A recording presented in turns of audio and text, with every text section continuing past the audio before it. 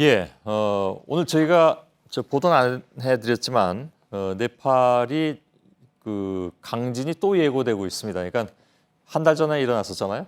그리고 어제 또 여진이라고 볼 수 있는 강진이 또 일어났고, 근데 다음 주에 또 일어난다는 그런 그 경고가 나와 있는데, 그래서 오늘 궁금한 것이 특히 네팔 강진은 뭐 5년 전에 예측됐다는 얘기까지 있어서 과연 그 지진은 어디까지 예측할 수 있는 것인가? 과학적으로 과연 맞는 것인가 하는 것을 오늘 좀 팩트체크해서 다뤄보도록 하겠습니다. 김필기 기자. 예. 네팔 지진 예언이라는 기사 제목까지 떠 있더군요. 오늘 보니까. 예. 예. 그 시작은 뭐 조금 전에 말씀하셨던 것처럼 5년 전 IT 대지진 때 나온 겁니다. 예. 예. 그때 이제 영국 연구진이요. ITA에서 다음 대규모 지진은 바로 네팔에서 발생할 거다. 그리고 그 규모는 한 8.0 IT 수준을 넘어설 거라는 내용으로 AFP가 보도를 했던 겁니다. 예. 실제로 이번 네팔 지진의 규모가 7.9 그리고 어제가 이제 7.3이었으니까요. 어느 정도는 맞은 셈이라고 볼 수가 있겠죠. 예. 그리고 이어서 2년 전에는요. 프랑스 연구진이 아주 큰 규모의 지진이 조만간 네팔에서 발생할 거다라고 이어서 또 분석을 내놨고요. 예. 이번 지진 직후에는요. BBC가 프랑스 CA 연구소의 로랑 블랭저 박사가 한 달 전 네팔을 찾아가서요. 지진 발생 장소를 정확히 예측했다. 또 전문가들이 일주일 전에 또 네팔에 모여서 회의도 했다라는 보도를 했던 겁니다. 예. 그 전문가들은 상당히 좀 예측을 한 것 같은데, 예. 그죠? 그건 어떻게 안 걸까요? 예, 일단 그 네팔은 남쪽에서부터 올라오는 지금 보시는 것처럼 인도판이요. 인도판이 이렇게 계속 밀고 들어오고 원래 있던 유라시아판하고 충돌을 한 뒤에 이제 밑으로 파고 들어가면서 형성이 됐습니다. 예. 그 과정에서 지금 보시는 것처럼 히말라야 산맥도 형성이 된 거고요. 예. 이게 보통 인도판이 1년에 4cm씩 계속 이렇게 파고드는데 최근에 이 지역의 단층 조사를 해봤더니 수백 년 동안 움직여왔던 게 딱 멈췄다는 겁니다. 예. 그러니까 지금이 이렇게 계속 밀리다가 부러지기 직전 에너지가 최고로 쌓인 상태라는 거죠. 예. 네팔에서 마지막으로 있었던 큰 지진이 1934년이었으니까요. 그동안의 패턴을 보면은 이제쯤 터질 때가 됐구나 이렇게 판단을 한 겁니다. 예. 그게 멈춰서는 순간 힘이 집약되면서 이제 지각 변동이 일어나는 그런 건가 보군요. 예, 그렇습니다. 예. 근데 그러면 주민들이 그 대피할 수 있게 언제 이게 이거 멈춰섰으면 언제 부러진다 뭐 이런 걸 할 수는 없는 건가요? 예, 그 정확한 시기요. 5년 전에 예측을 했던 프랑스 학자들, 또 한 달 전에 찾았다는 프랑스 학자들이 이 정확한 일시까지 과연 알고 있었을까? 예. 국내 전문가에게 한번 물어봤습니다. 예. 들어보시죠. 프랑스 학자들이 그걸 한 거는요, 사전에 이미 발표한 거예요. 그래서 한 달 전쯤에 미팅을 한 거고요. 근데 이제 연구 결과는 이미 그 전에 나온 거죠. 그 논문에서도 지금 날 거라고 얘기를 한 게 아니고요. 주기가 그 정도 되기 때문에 이런 주기가 있다라는 걸 보고를 한 거예요. 과거 옵저베이션을 바탕으로 이런 특성이 있다라는 걸 알렸고요. 예.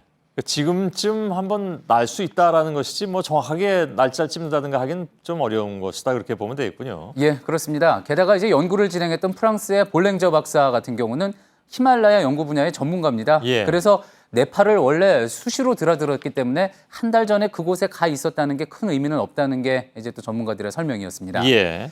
지진 예측의 경우에는요, 예지라고 보통 부르는데요. 장기, 중기, 단기 예지로 나뉩니다. 예. 장기의 경우에는요, 이렇게 프랑스 연구진이 했던 것처럼 과거 패턴을 바탕으로 수십 년 단위로 예측을 하는 거고요.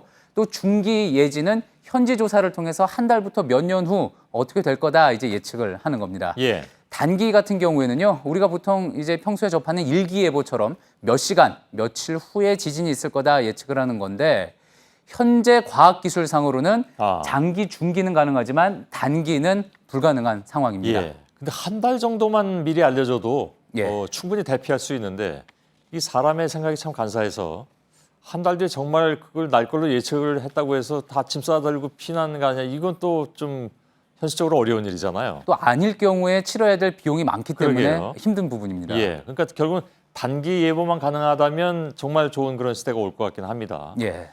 근데 뭐 흔히 얘기하지 않습니까? 이번에도 네팔 제가 유튜브에서 그 화면을 봤더니 지진이 막 이렇게 나는데 새들이 막 새까맣게 올라가더라고요. 근데 그게 지진이 난 다음에 새들이 올라왔기 때문에 그게 새들이 예측한 건 아닌 것 같긴 한데 또 어떤 분 얘기 들어보면 미리 날아갔다는 얘기도 있고 예.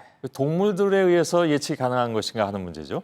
그 부분이 이제 일본 대지진 경우에서도 이야기가 나왔었죠. 예. 일본 대지진 있기 전에 또 뉴질랜드 대지진 있기 전에 돌고래들이 육지로 올라와서 떼죽음 당하는 이례적인 일이 있었다. 예. 그렇게 이야기 있었고요. 또 그리고 중국 스촨 대지진 때도요. 지금 이 화면 보시는 것처럼 두꺼비들의 대이동이 있었다고 해가지고 화제가 됐었습니다. 예. 자, 심지어 그래서 북한에서는요, 2005년에 평양 대성산 중앙동물원에 있는 앵무새와 말우리의 동물 지진 감시 초소를 운영한다고 해서 또 이야기가 나오기도 했었죠. 예. 자, 이 부분에 대해서는 어떻게 판단할 수 있을지 전문가 이야기 들어봤습니다. 예. 문제는 그 메커니즘을 우리가 이해를 못한다는 거죠. 새들이 지진 날 때만 날아가는 건지 수시로 날아다니는데 그중에 한 번 지진 난 거랑 겹친 건지 그런 것들이 모두 밝혀져야지 될 거 아닙니까? 아직까지 과학 지식으로는 그걸 모른다는 거죠. 예. 하긴 그렇습니다. 참 어려운 문제인 것 같습니다. 장기 예지 차원에서, 그러니까 지진을 예측하는 게 예지라고 했으니까 장기 예지 차원에서 IT 대지진 때 다음 장소가 네팔이다 이런 얘기가 나왔다고 했잖아요. 예. 그러면 다음은 혹시 어디라는 예측이 혹시 지금 나와 있습니까? 예, 학자들이 제기한 게 있습니다. 지금 이제 보시는 게요. 지난 10년간 전 세계에서 일어난 대규모 지진 발생 지역입니다. 예. 자, 이런 자료와 또 과거 발생했던 장기적인 패턴을 감안할 때 학자들은요. 터키의 이스탄불이나 그리고 조금 전 뉴스에도 나왔지만 또 일본 도쿄가 있는 난카이 해구가 다음 대지진 발생 지역으로 꼽고 있습니다. 예. 난카이 해구 같은 경우에는요.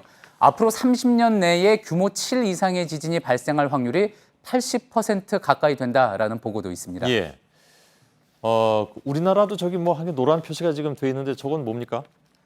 우리나라 같은 경우에는 이제 약하게 있었던 예. 지진을 이야기하는 거고요. 예. 대규모 지진이라면서요. 그 부분에 대해서는 점 찍은 위치에 대해서 예. 조금 혼돈이 있는 것 같은데요. 좀 더 연구해서 나오기 알겠습니다. 바랍니다. 내일이라도 알려주세요. 예. 예. 당황했을 것 같습니다.